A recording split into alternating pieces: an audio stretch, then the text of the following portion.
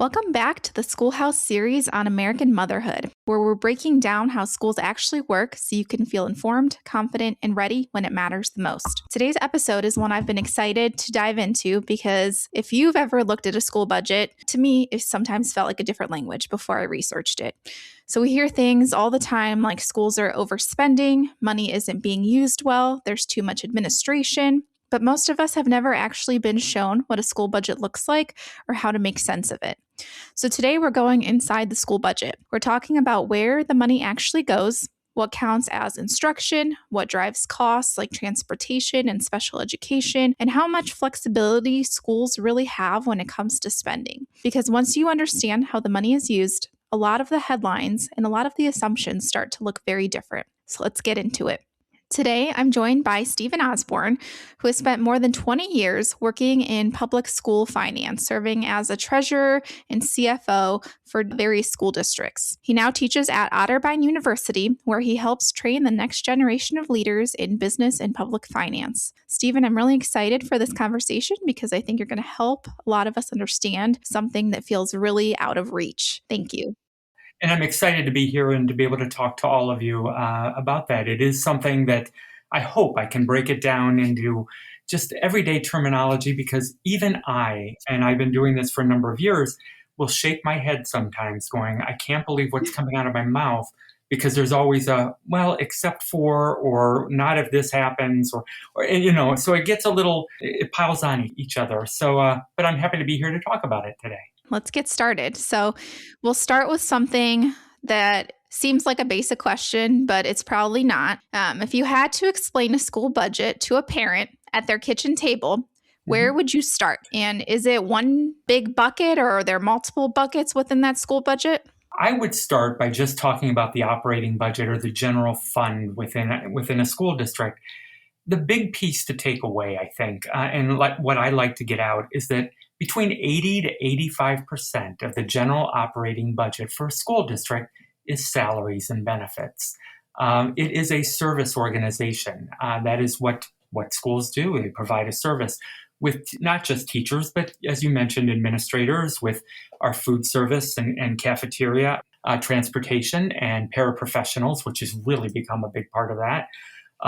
All those pieces, that's 80 to 85% of the budget. So when you're talking about how do we reduce the budget, and that comes up every now and then. Ohio, unique in its funding structure, with House Bill 920, and I can talk a little bit about that, but when levies are passed, if they're going to bring in $9 million a year, they're going to continue to bring in $9 million a year. New construction, everybody's millage gets adjusted down so that it continues that same amount. That's why we're on the ballot and why you see schools on the ballot. But salaries and benefits are the big piece. So if you need to make reductions, that's where it comes from. And I know a lot of times parents will, say that that's a threat, that, we're threatening that we're going to cut a teacher. We're going to, with all these other things, there's really not. It's, 85%, 80 to 85 salaries, benefits. The remaining 15% isn't a lot that you can actually cut. We need bus fuel. We need utilities in the buildings. We need to maintain technology, at least at a minimum level. So I think the big piece to get out there is to know that for your school district, 80 to 85% is salaries and benefits. And so when there's reductions that need to be made, you can, take little chunks of some of the other areas. But at the end of the day, the reductions are going to be with your teaching staff and your classified staff and those people who are having day-to-day interactions with your kids. And that makes it hard, because you know these people, you respect these people, and they're kind of a victim of just where they fall within that budget. Yeah, that's great information. And as we worked on our own school levy this past November in the Westerville School District, that's a common misconception we heard a lot, is that there's a lot of spend elsewhere.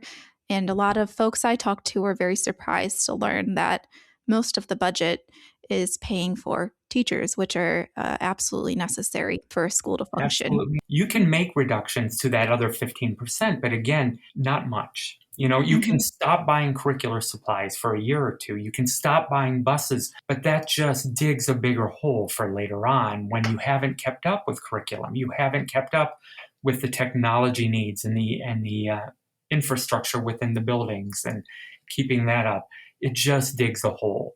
So you're left with staffing reductions. And one of the big things I found, especially being on the ballot, I was with Dublin Schools for almost 10 years, is going out to our citizens. And, everybody prioritizes their child, which is what they should do, because Mhm. you are your child's biggest advocate. If you don't speak up for them, who else is going to? But as I would be out and we'd be talking, what is important to your child is what is important to you for the district. And you've got to remember, administrators are making these budget decisions and these staffing decisions on what's best for the district, what's best for all the students.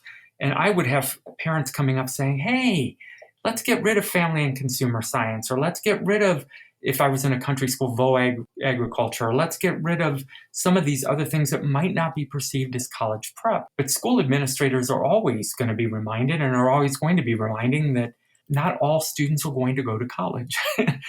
So we have to be able to offer services to all students, regardless of what their future plans are. We need to meet their needs. And that is a variety of needs. That is just so many things, especially when we talk about pupil services and some of the special education and some of those offerings that much more prevalent than they were 20 years ago when I was in this job. Students are identified, and this is wonderful because they're identified with different needs earlier than they used to be. And we are a little more defined, I think, on what those needs are, and we can go ahead and try to meet those needs. It's great, but that has put a big burden on the budget because that has been a factor that we are spending more for things we didn't used to spend for, and we should be. But that just, the pool is only so big. So you've got to find a way to allocate and divide that out. And we try to do that. We understand with every parent, what's important to you and your child is what is going to benefit your child the most. And we get that. Every administrator is going to say that they get that. They're looking at what can we do that is going to be best for all or the plurality of students. It can be a difficult situation to be in, and I'm sure you've seen that in Westerville and some of the other districts out there. Just trying to allocate that pool, it's only so big, Mhm. and figuring out a way. Right. So I know you've kind of broken down the majority of the budget, 80 to 85% goes towards instruction. And that's not only teacher salary, but that's benefits as well. And we all know the cost of benefits is rising. Can you go into a little bit about the rest of that 15%? So I Sure. know there's transportation, special education, and maybe gifted education, facilities and maintenance, security. Can you say a few words on those? Yeah, I can break it down. If you were to go out and look at your school budget, if you did this on the website, hopefully budgets, you're able to go out to Westerville, Dublin, any of the school districts. We always put our budgets out there, Mhm. as well as you can go to the Ohio Department of Education, which has been renamed Ohio Department of Educational Workforce, I believe. But they've got 5-year forecasts out there, which are to be written in a way that you don't have to be a financial expert to be able to understand this. It should be in terminology that I didn't take an accounting class, I didn't take a finance class. I should be able to read and understand that. There are 4 other areas of the budget. So just to give you, salaries and benefits are 2. Mhm. The next one is purchase services. Now, purchase services is going to be the biggie that has really increased over the last several years, and that's pupil services. What are those paraprofessionals that we have in the classrooms and the different services that are being offered for autistic students or any student who has a special need like that? Those costs have risen exponentially, but that is part of purchase services. Of course, then the next category would be supplies and materials. That is going to be instructional supplies. Most school districts they're making a determination. This year we're going to spend on language arts. Next year we're going to review our math. The year after we're going to review science. And with that comes expenses accordingly. So curriculum expenses will be part of that supplies. Transportation is too. Transportation specifically, and I look at this watching the news right now because I've been there before, where gas prices are skyrocketing right now, and I've seen Mhm. periods where school districts are going to struggle with that. Just in the last day, it's gas prices have gotten well over $4 a gallon. Well, fuel and diesel is well over $5 a gallon right now. So schools are trying to compensate. And not only do schools drive their regular routes on a daily basis, but they're also driving students to parochial schools and those schools within the area. They're driving for field trips, for extracurricular trips, for athletic events. All that mileage adds up. So bus fuel can be a big piece of that, and transportation. Salaries and benefits, by the way, come out of the big pool, out of that 85%. But Mhm. that's where you see the cost. And just buying buses and keeping up, I think, of Westerville. And if you've been by their bus fleet and look at the probably 100 plus buses or close to that they have, those buses are now running $120,000, $130,000 a piece. So trying to keep that up and keep that bus fleet up is a challenge. So that's a big part of that. Supplies and materials also has utilities, and utilities for your district is also going up right now with natural gas and the electric. There's capital equipment. Now, capital equipment for computers, technology, school districts have a couple different mechanisms for how they can fund that. It's not necessarily out of the general fund, the general operating. They can have a permanent improvement fund. So, for any of you who live in a school district where they had a permanent improvement ballot issue, that is money that the voters approve strictly for infrastructure, technology, cannot be spent on salaries or benefits. So that is an attractive feature if you are in a district where your residents feel that everybody's making too much money. I don't want to spend anything on for the schools. If you're just going to use it for salaries and benefits, a permanent improvement levy might be the option there because it cannot by law be spent on salaries or benefits. That's just on buildings, repair, maintenance, technology, buses, all that kind of thing. So that's there. Then there's an other category, and I joke about the other category because the biggest expense out of the other category, and I'm betting none of you think about this, is to the county auditor for collecting our taxes or for Mm. collecting the taxes and distributing that along with just the annual audit fees that you want your school district to be audited. You want that accountability. It's not that Mhm. expensive, really, when you look big picture. And you want to you want that to be done. And you're going to pay for that. But, even for a Dublin, it would be between maybe 30,000 or something like that.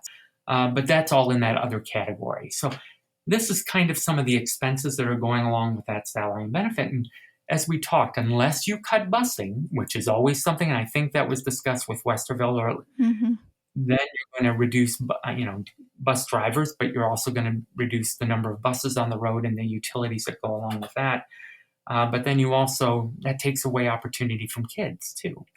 Mhm. And I'm going to throw this out. One of the biggest things you hear in public education a lot of times is run your schools like a business. And I've had board members come on and say that. And I will always throw back out. It is not the same as a business. I will tell you that. You need to be transparent. You need to be open with how you're spending every dollar. But we are talking kids. Every kid is different. I came from a manufacturing corporate background. I could cut the cost of lumber if I wanted to and get a little lesser grade. I could do that with laminate or glass or whatever we were talking about. You don't do that with kids. You want to be able to provide the services that they need, and there's a cost. It's a good school board decision isn't necessarily a good business decision all the time because you're doing what's best for kids the best way you can do it. You've got to be careful and you've got to be cost conscious always, but you've got to think it through and you've got to know that, this might not be the cheapest way or the less expensive, but it's what's right for this child. It's what's right for these kids. And that's a focus point I've always seen with school board members. I've been fortunate to work with school board members, community members, just like many of you out there who are thinking, maybe that's something I want to do. And remember, you don't have to be a finance guru to do that. You can do that with just because your heart is there and you want to, but you'll learn everything that goes with the finance piece and what we're talking about today. You can learn it. You're going to have a treasurer, you're going to have a superintendent, and other board members who are going to support you and help you with that. So I'm veering a little bit, but anyway, get back. No, this is great. I want to go back to a comment you made a little while ago. one of the biggest myths that we tend to bust is that schools spend too much on administration. Can you talk to me about what counts as administration in a school budget, about what percent you think is spent on administration? And do you think that's a good percent? I guess, why do you think this myth or this perception exists? Yeah, that is, and I think part of that is that's an easy throw. That's an easy throw when you're looking at reductions. Not my child's teacher. Let's not go there. And I don't want to get rid of the art teacher, the music teacher, the phys ed. Let's look. Why do we have, if I'm Westerville High School, one of the Westerville High Schools or one of the Dublin schools, why do I have a principal and 3 assistant principals? Isn't there a way? Your administrative staff is going to be your principals. It's going to be your assistant principals. It's going to be your pupil services director and maybe special education or pupil service coordinators that go along with those roles. Transportation will be included in that. All those different that kind of make up that. I think it's just not everybody understands what they're doing all the time. And it's an easy toss on that. I have found most schools, and I'll say most because there's probably some, that aren't, but most schools are very cognizant of that. I heard that every time we were on the ballot in Dublin. We were constantly throwing out, our percent that we spent versus other schools. And you don't want to throw other schools under the bus, but at the same time, I want to recognize that we're cognizant of that. I wouldn't say there's a specific percentage for that. I think it depends on the school and depends on the size. I think some of the criticism we've seen lately, and rightly so, are larger districts where populations are dropping. The number of kids has been falling in school districts, some school districts. Westerville, Dublin, Olentangy, they're seeing population increases because of growth. But many are seeing decreases in student population, yet not always corresponding decreases with administrative. And so, that can be tough. That can be a tough call that, maybe we don't need 2 assistant principals. Maybe one is fine with the number of students we have. And then you kind of look at attrition then, and, if somebody leaves, you don't replace her, you move people around. But I think that's why. I think a lot of people don't understand the full job that an administrator does, but they understand what their classroom teacher does. So they're monitoring that and saying, look, where can we cut that doesn't involve somebody who's directly dealing and working with my child? And I don't see the principal or the assistant principal directly working with my child. So I think that's where we see that. School districts cognizant of that and need to be prepared. If they're on the ballot, you better be able to answer that question and say, we are at least comparable to every other district that is similar to ours. And the state of Ohio, if you go out and look, they lump school districts into similar districts based on demographics. So you can see, not just in your area. And I'm thinking, for example, Lakota in the Columbus area or in the Cincinnati area was always compared to Dublin because they were similar demographics. You can see their administrative salaries versus Dublin's and kind of get an idea. And I've had people, community members who have done that, and they've done their homework and gone out and looked at that. But yeah, that administrative piece, I think it's on you as a citizen to check that, to go out, review. But I think just the part of the problem is nobody knows what everybody does.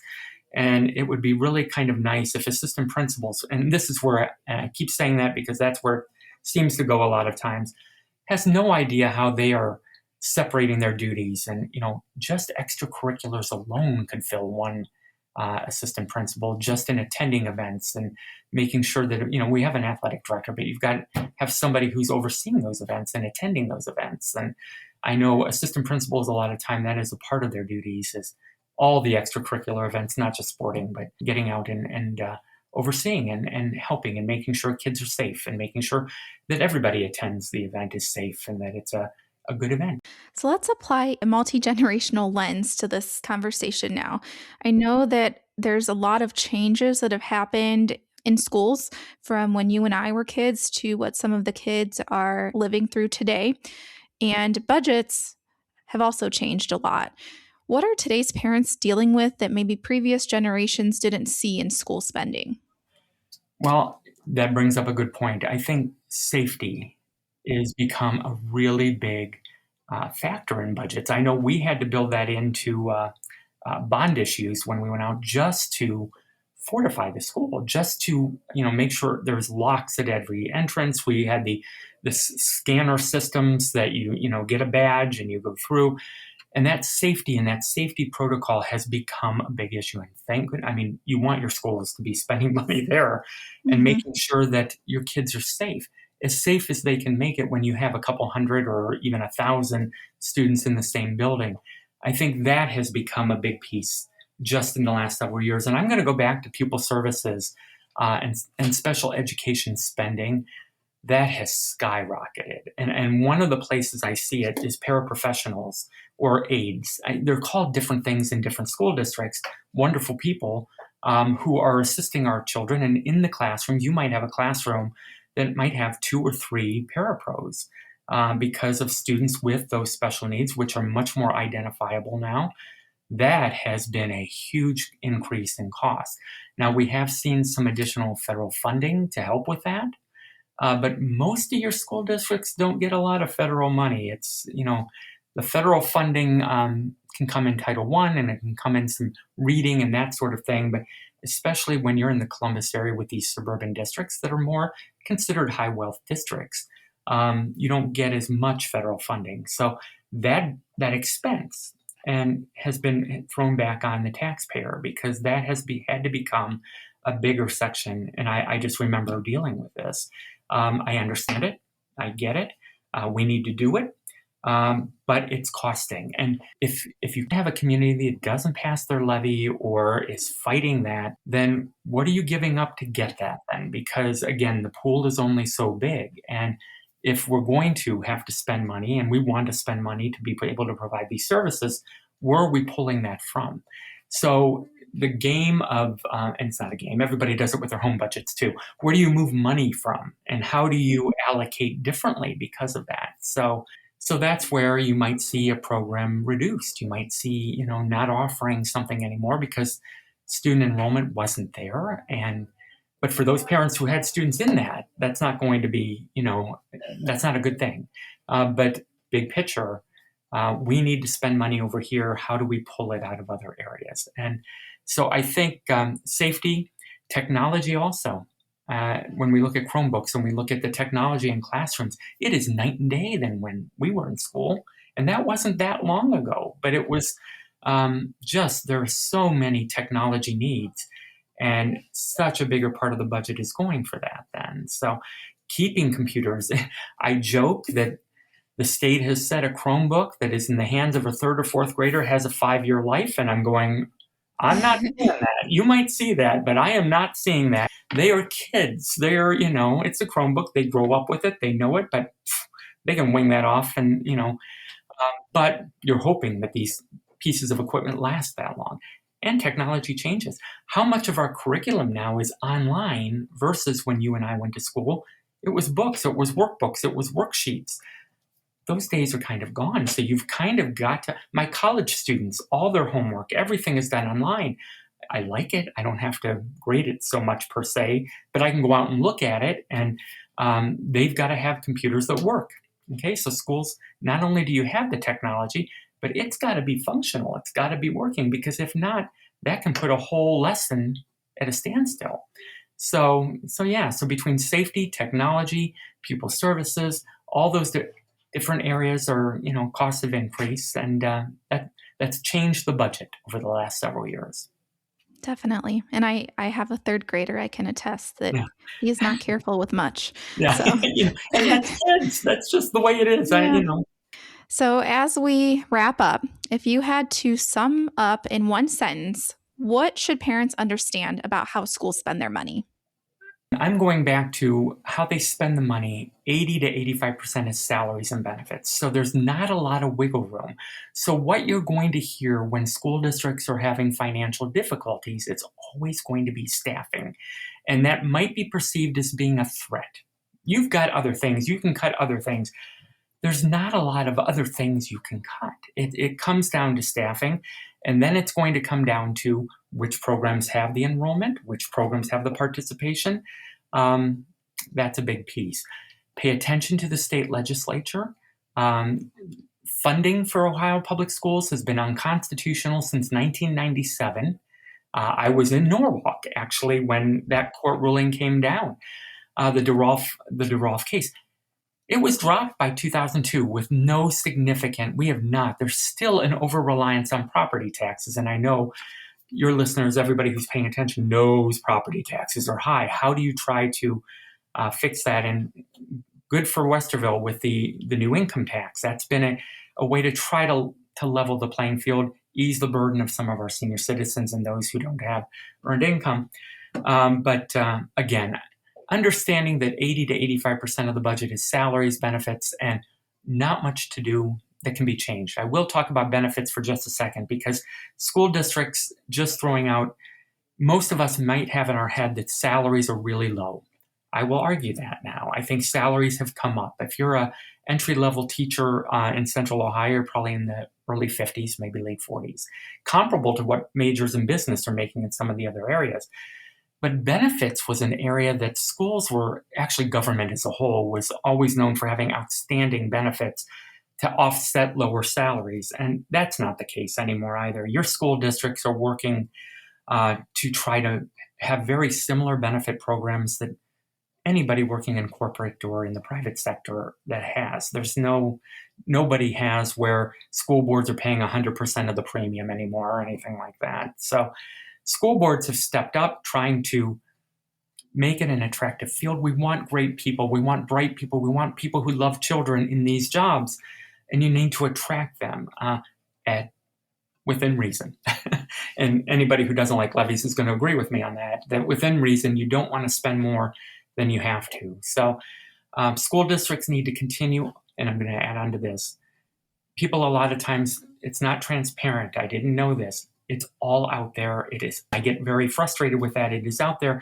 I'm just as guilty sometimes of not paying attention to things that aren't as important to me at the time.